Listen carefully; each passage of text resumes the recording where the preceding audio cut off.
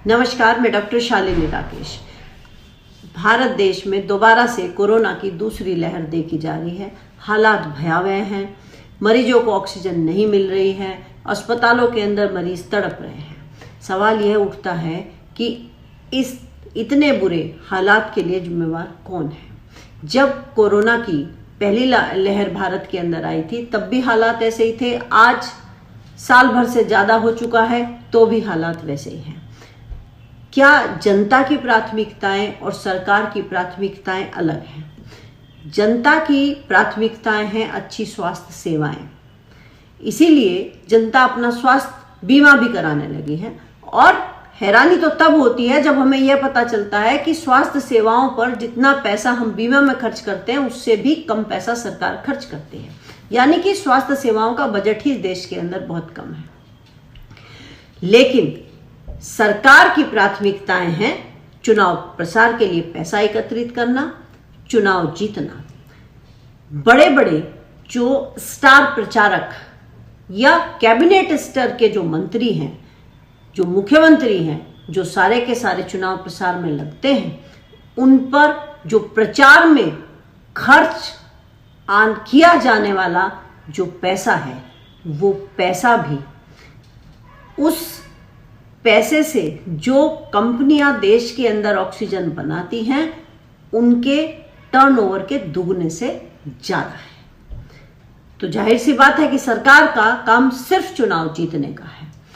इस देश के अंदर यह देश इतना गरीब है कि लोगों को ऑक्सीजन तक मुहैया नहीं हो पा रही है। लेकिन इसी देश के अंदर संसद भवन 971 करोड़ रुपए का बनाया जाने वाला है। 2063 करोड़ की मूर्ति सरदार पटेल की लगा दी गई है। 800 करोड़ का स्टेडियम ऐसे देश के अंदर जहां पर ऑक्सीजन की कमी से जनता मर रही हो, और 3084 करोड़ रुपए खर्च कर दिए जाते हैं इन मूर्तियों पर। और यह सिलसिला यहीं रुकने वाला नहीं है। अभी तो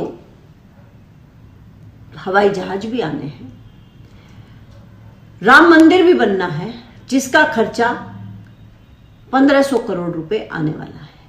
क्या सरदार पटेल ने कभी यह चाहा था कि देश की जनता को ऑक्सीजन मुहैया ना हो और उनकी बड़ी भारी मूर्ति खड़ी कर दी जाए?